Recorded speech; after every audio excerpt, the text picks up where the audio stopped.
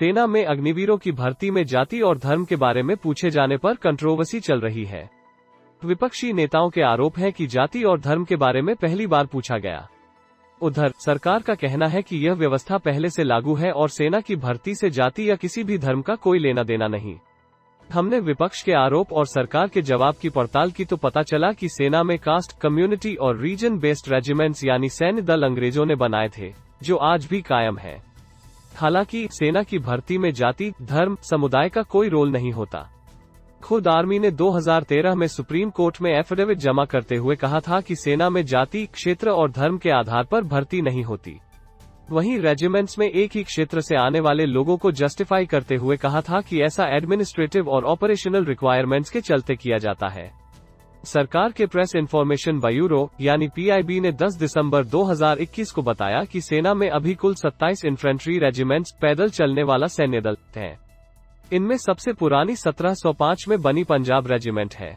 खबर में आगे बढ़ने से पहले आप इस चार्ट में देखिए कौन सी रेजिमेंट किस साल में बनी। आपके मन में सवाल होगा कि अंग्रेजों ने जाति, समुदाय और धर्म आधारित ये रेजिमेंट क्यों बनाई और आजादी के 75 बरस बाद भी ये क्यों बनी हुई हैं। इस बात की पड़ताल की शुरुआत हमने retired lieutenant general Sanjay Kulkarni से की। उन्होंने बताया कि भारत की सेना में रेजिमेंट सिस्टम है, जैसे जाट, सिख, डोगरा, गढ़वाल।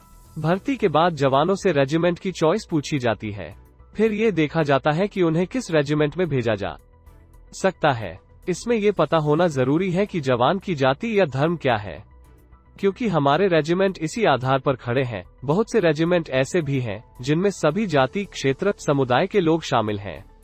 कुछ में 2-3 जाति के लोग हैं, जैसे राजपूताना राइफल्स में राजपूत और जाटों की संख्या एक जैसी होती है। वहीं राजपूत रेजिमेंट में राजपूत, गुर्जर और मुस्लिम होते हैं। हालांकि इस तरह के रेजिमेंट के बावजूद सेना की भर्ती में किसी भी जाति, धर्म या क्षेत्र का कोई लेना देना नहीं होता। जो भी यह कह रहा है कि सेना की भर्ती में धर्म और जाति के बारे में पहली बार पूछा जा रहा है, वो सरासर गलत बोल रहा है, क्योंकि सेना में भर्ती की जो प्रोसेस चल रही है वो तो अंग्रेजों के वक्त से चली आ रही है। कुछ रेजिमेंट्स को तो 200 साल से भी ज्यादा हो चुके हैं। अंग्रेज जब सेना में भारतीयों को रखते थे तो वो भी जाति और धर्म के बारे में पूछते थे। रिटायर्ड लेफ्टिनेंट जनरल सैयद अता हसनैन के मुताबिक अंतिम संस्कार करने के लिए भी जवान का धर्म पता होना जरूरी है। रेजिमेंट्स के अलग अलग नॉर्म्स होते हैं। कास्ट, रिलीजन और रीजन जाने बिना जवान के लिए सही रेजिमेंट का चुनाव करना मुमकिन नहीं है। अग्निपथ स्कीम के बाद क्या इसमें कोई बदलाव होने जा रहा है, इस बारे में कोई जानकारी नहीं है। 1857 के विद्रोह के बाद अंग्रेजों ने बदली पॉलिसी। ग्लोबल सिक्योरिटी की वेबसाइट पर दी गई जानकारी के मुताबिक 1892 से आर्मी की पॉलिसी धीरे धीरे बदलना शुरू हुई। टेरिटोरियल बेसिस पर रिक्रूटमेंट बंद की गई और क्लास लाइन पर शुरू की गई। मतलब एक जैसे धर्म, जाति और नस्ल के लोगों को सेना में रिक्रूट करना शुरू किया गया। 1892 से 1914 के बीच भर्तियां मार्शल रेस तक ही सीमित थीं। आर्मी को मार्शल और नॉन मार्शल की 2 कैटेगरी में बांटा। अरविंद गनाचारी की किताब Indians in the first world war के मुताबिक जोनाथन पील कमीशन को सोशल ग्रुप्स, रीजन और लॉयल सोल्जर्स को आइडेंटिफाई करने का जिम्मा दिया गया। 1857 का विद्रोह देश के पूर्वी और दक्षिणी भाग से हुआ था, इसलिए यहां के लोगों को आर्मी में रिक्रूट नहीं किया गया। रिक्रूटमेंट के सेंटर उत्तरी भारत में बनाए गए। मार्शल और नॉन मार्शल की क्लास बनाई मार्शल क्लास। इसमें उन लोगों को रखा गया जिनका युद्ध लड़ने का इतिहास रहा है, जिनके पूर्वज लड़ाके रहे हैं। इनमें नॉर्थ इंडियंस को प्रेफरेंस दिया गया। नॉन मार्शल क्लास, इसमें उन लोगों को रखा गया जिन्हें युद्ध के लिए अनफिट माना गया। 1857 के विद्रोह के चलते बंगाल के लोगों को इसी कैटेगरी में रखा गया। एक्सपर्ट्स कहते हैं कि ऐसा कहा जा सकता है कि नस्ल और जाति के आधार पर भर्ती इसलिए की गई ताकि औपनिवेशिक भारतीय समाज को बांटा जा सके और भविष्य में होने वाले विद्रोहों को रोका जा सके। कम्युनिटी को बांटने के लिए बनाई रेजिमेंट। अरविंद गनाचारी की किताब Indians in the first world war के मुताबिक 1857 के विद्रोह के बाद आर्मी में रिक्रूटमेंट की जो पॉलिसी बनाई गई वो एक कम्युनिटी को दूसरी कम्युनिटी से अलग करने के मकसद से बनाई गई थी। सैनिकों की भर्ती में किसी इंडिविजुअल के बजाय वो किस कम्युनिटी से आता है, इस बात को तवज्जो दी गई। एक सैनिक की भर्ती में उसकी कास्ट, रिलीजन और नस्ल ज्यादा जरूरी हो गई। मार्शल रेस में नॉर्थ और वेस्टर्न हिस्से के लोगों को रखा गया। इनमें सिख, पठान, बलूची और मुस्लिमों की कुछ कम्युनिटी शामिल थी। गोरखा और डोगरा कम्युनिटी को भी रखा गया।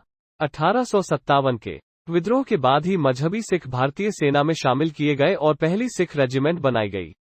उच्च जाति से आने वाली बंगाल की आर्मी को काउंटर करने के लिए बड़ी संख्या में जाट, गोरखा, सिख, पठान यूनिट्स में शामिल किए गए।